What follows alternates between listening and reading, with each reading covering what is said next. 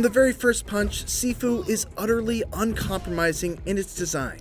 Absolver developer Slowclap's latest martial arts beat-em-up is bold, its combat exquisite, its animation top-notch, its music outstanding, and its story, while very simple, is poignant and elegantly told. It's also unforgiving and unapologetic, with pockets of frustrating moments during which I was certainly not in my happy place. Damn it! But by the end, Sifu offered me a nearly unparalleled sense of mastery and accomplishment, and I can't imagine I would have enjoyed it half as much if it pulled its punches.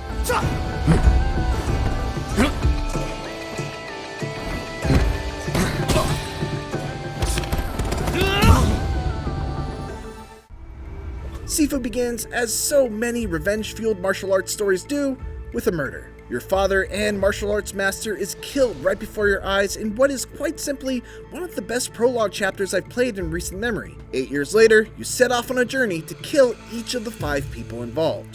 It's a very simple premise, but it's executed wonderfully. You begin with very little information about your targets, but over the course of the campaign, you start to piece together who they are and what they're all about by collecting clues and evidence throughout each level. I found myself uniquely motivated to seek out each of these clues, not only because of the additional lore and context about the main character's quest for vengeance that they provided, but also because finding one could potentially unlock doors in previous levels that would lead to entirely new sections. Plus, the way new information is added to a detective board showing how everything is connected is a nice touch.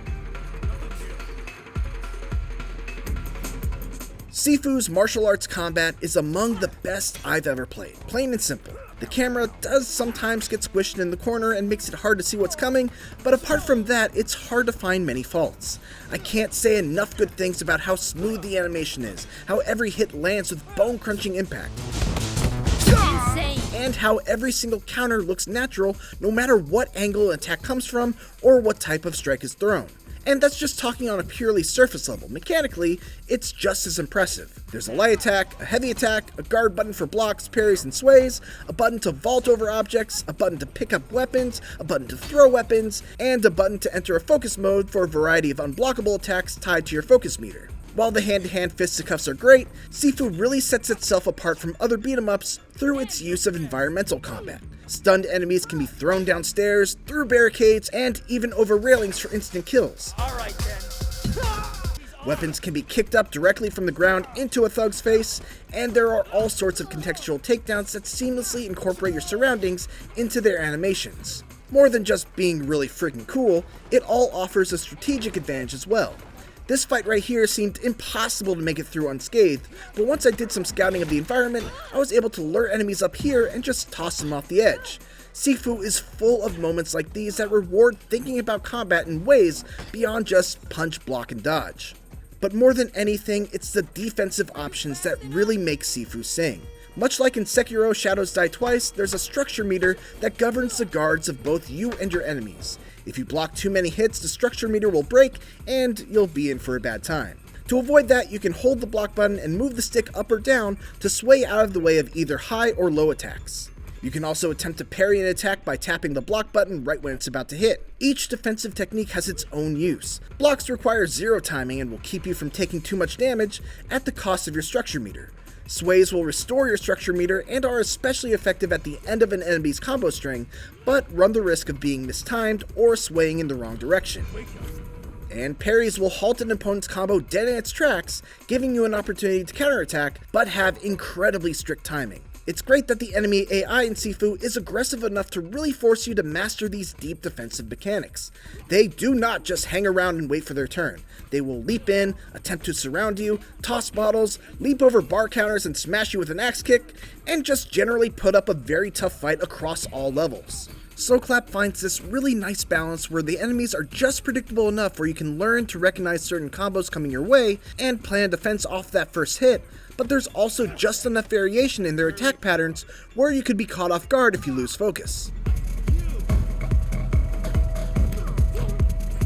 On paper, Sifu is actually a very short game.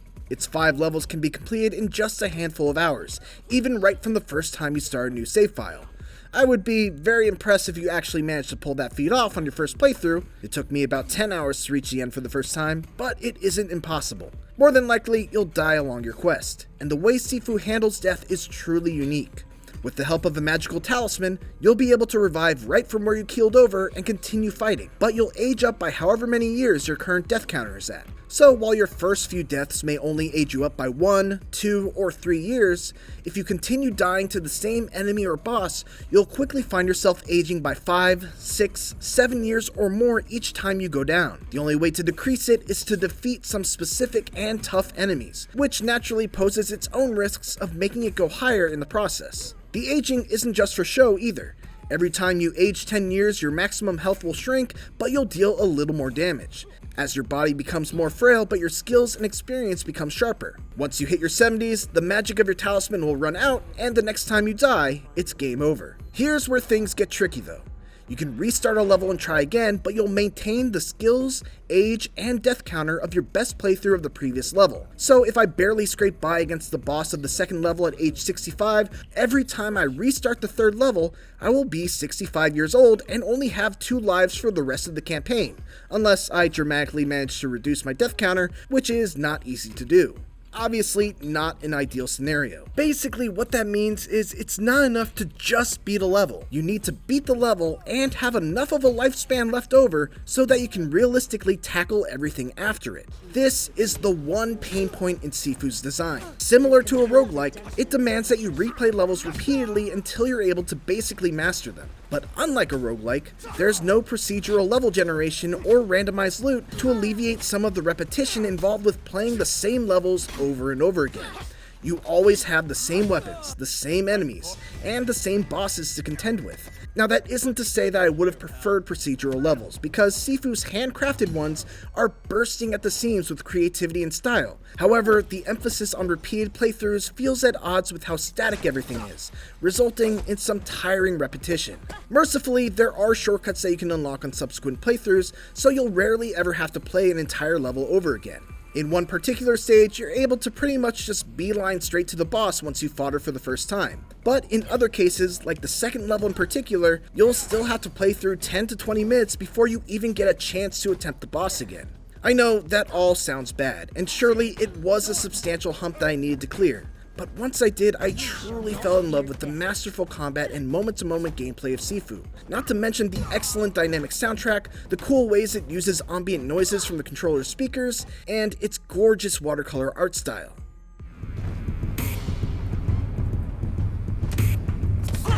You begin Sifu with all the skills that you need to get to the end. A handful of basic combos, a sweep that can knock enemies down, a grab against grounded foes that lets you deal 2 quick strikes to them and then pick them back up on their feet, a push that shoves enemies away from you, and an eye-poking focus attack. In addition to those basic skills though, every time you die, or every time you find a shrine that offers a number of buffs that you can purchase for that run, you get an opportunity to add new skills to your repertoire to give you some situational advantages.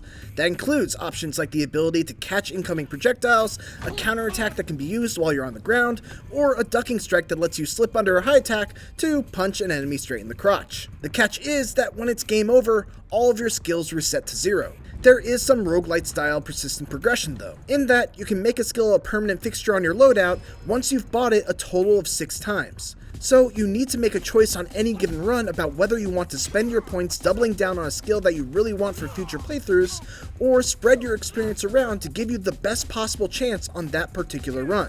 I find myself torn on this because on the one hand I do think that it's a well-designed progression system given Sifu's unique take on death and its focus on replaying its levels, but at the same time most of the skills are so situational that I often found myself spending hard-earned XP on a skill that I never got an opportunity to use, or a skill that never really provided any sort of new solution for a problem that I was facing at the time.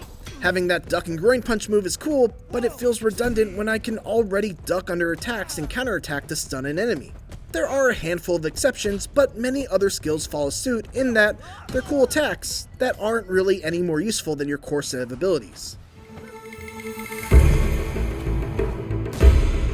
Sifu demands a lot from you, and that's a sword that cuts both ways. Its combat is impeccable with incredibly smooth and impactful animation, deep fighting mechanics, and challenging enemies that really make you fight tooth and nail for every victory. At the same time, the repetition that comes from replaying the level so you can essentially set a high score and give yourself a chance at completing the rest of the short campaign with what's effectively one persistent pool of lives can lead to some really frustrating moments with no clear path through outside of just trying and trying until you get better at it. On the other side of that vicious learning curve though, is one of the most impressive beat-em-ups I've ever played, with excellent level design, fantastic music, and, once it was all over, a sense of accomplishment and satisfaction that few other video games can provide. For more Sifu, check out the first minutes of the game, and for everything else, keep it here on IGN.